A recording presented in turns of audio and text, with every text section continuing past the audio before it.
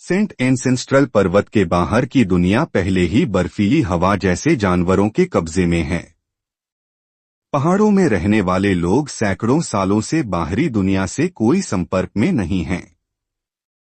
कोई नहीं जानता था कि बाहरी दुनिया की हालत क्या थी।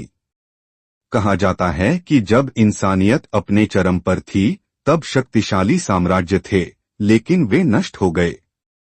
चूंकि यह शहर गुप्त जगह पर स्थित था, इसलिए इसे अंधकार युग से अच्छी तरह संरक्षित रखा गया। हालांकि उन पर अक्सर जानवरों के हमले होते थे, लेकिन कई विनाशकारी युद्धों से गुजरने के बाद शहर को बार बार फिर से बनाया गया।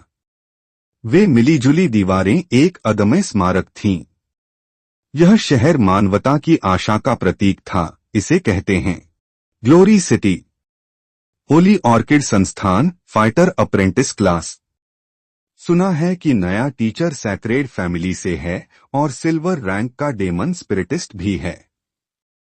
सैक्रेड फैमिली ये ग्लोरी सिटी की 3 बड़ी फैमिलीज में से एक है। डेमन स्पिरिटिस्ट और फाइटर के 5 लेवल होते हैं, जो bronze, silver, gold, black gold और लीजेंड रैंक हैं। हर रैंक को 5 स्टार लेवल्स में बांटा गया है। फाइटर, जो अपनी खुद की ताकत का इस्तेमाल करते हैं, उनसे अलग एक डेमन स्पिरिटिस्ट अपने सोल रियल में डेमन स्पिरिट्स को जोड़ सकता है और लड़ाई के दौरान उनके साथ मर्ज हो सकता है, जिससे उसे फाइटर से कहीं ज्यादा ताकत मिलती है। बिल्कुल मेरी तरह मेरा डेमन स्पिरिट है स्कारलेट फ्लेमिंग फॉक्स। मर्ज करने के बाद मैं उसकी ताकत को कंट्रोल कर सकता हूं और फायर एबिलिटीज हासिल कर सकता हूं। Scarlet Fleming fox gold rank के बीस्ट से है, जिसका मतलब है कि मैं सबसे ज्यादा गोल्ड रैंक डेमन स्पिरिटिस्ट बन सकता हूं। और हां, उसके बाद मैं इसे किसी और ज्यादा ताकतवर डेमन स्पिरिट से बदल सकता हूं। गोल्ड रैंक WA पावर डिजी एनआई ली। रोशनी की किरणें बादलों को चीरते हुए निकली। यह कहां है? मेरे हाथ ये क्यों छोटे हो गए? चेन शिव, क्या मैं होली ऑर्किड इंस्टीट्यूट में हूं? मुझे तो सैज एम्पेरर और 6 डिविटी बीस्ट से घिरा हुआ होना चाहिए। मैंने अपनी आखिरी ताकत का इस्तेमाल किया और युद्ध में मारा गया। मैं होली ऑर्किड इंस्टीट्यूट क्यों लौट आया? क्या मैं फिर से जन्मा हूं? मंगरी, लू पियाओ, दूजे, वे अभी भी जिंदा हैं। ये जी यून, वह भी जिंदा है। मैं सच में अतीत में लौट आया हूं। ये सपना नहीं है, है ना? सही है। ये जरूर टेम्पोरल डेमन स्पिरिट बुक ही होगी। मरी डेमन स्पिरिट बुक। वह चली गई।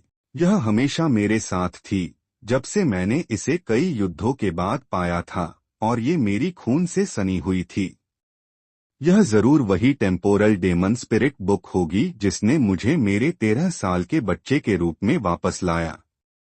पिछली जिंदगी में ग्लोरी सिटी ने स्नो विंड डेमन बीस्ट्स के पागल हमलों का सामना किया था।